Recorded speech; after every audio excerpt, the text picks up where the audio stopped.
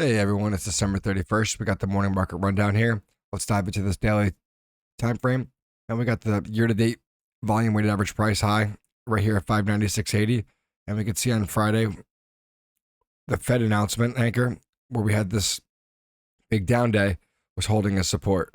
Yesterday we gapped down underneath the 50-day moving average and underneath that Fed announcement anchor VWAP. And we're holding this support area, which seems like we'd have a little bit more volume down here at the 579 and 582, 581 region. Let's dive into the intermediate time frame and make a little bit more sense of this price action. So we can start to see here, we have a sequence of these higher highs and higher lows, now shifted to lower lows, right? Lower high right here. So if this low breaks, then we'll have a continuation sequence of lower lows and lower highs. But as we do break that low, it'd be about a 4% decline, 3.5% from here, from that previous high, and it would be about 1.5% decline from here. So if we can't hold above this 588.26 2-day VWAP and we start to get trapped, I think this situation here is going to be playing out, and we get that further downside down into these potential price regions. If we're able to monitor, and if we don't even pull back to the 2-day VWAP and we break above this 3-day VWAP at the 591.54 and are able to trade above this Fed election, then maybe we could, this was just the shakeout and we get some continuation back into this area. So ideally, we're just looking for same situation. We need the same evidence to line up. Nothing really changes here because we're under a declining 5-day moving average and it's guilty until proven innocent. So this would be the potential area where we could be looking to take an aggressive long entry. Maybe a potential stop up in this area. We talked about the potential 5-day moving average. If this was the hold back and get going, well, we gapped underneath it and we've been creating lower lows and lower highs. This was from yesterday as we started to talk about this 5-day as the price was there. And now that we're down, it's going to continue to meander. And now you can see with our shading, the direction is going down with our slope being flat to declining. So this needs a little bit more work here.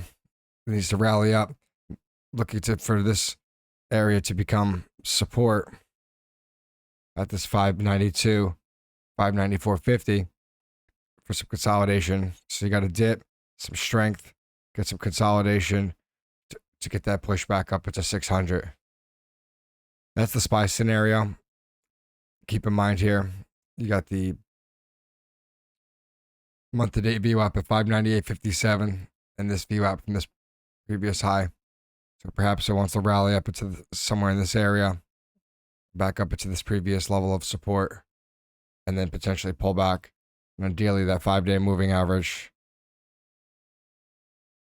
would be then rising up, kind of be a retest of that 5-day. We could start to catch a trend like in this area,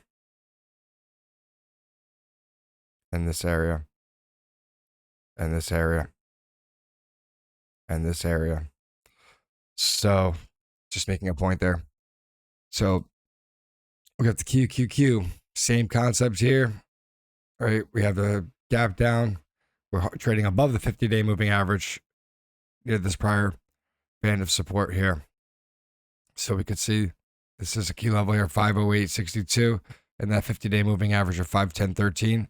And we put in some volume here at this VP cluster here.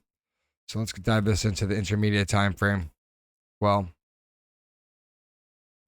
make some sense of it. Similar scenarios. We talked about this yesterday. We mapped out the declining 5-day moving average. So we just shift this over a little bit. Okay. What we need to see the evidence of the chart to line up to help us give us evidence that buyers are in control is for us to rally up to this 5-day moving average, maybe start to reclaim it here in this area, and then we could start to get going. So potentially maybe something like this could play out, that we rally up to 523, look to consolidate back at like 520, 519 area, start to rally back above, and then get going into 530, 534. If we do fail this 516.14, the 2-day VWAP, then monitor a further decline back down into that 50-day moving average, and perhaps coming down to this low right here, 598.63. This VWAP from this previous low right here. So that's a potential key level as well. That's synced up. Yeah, you can see that in the intermediate time frame. It's this low up in here. And then we'll put another one here. You can see how these coincide with the volume profile nodes as well, many times. So that's the scenario for the Qs.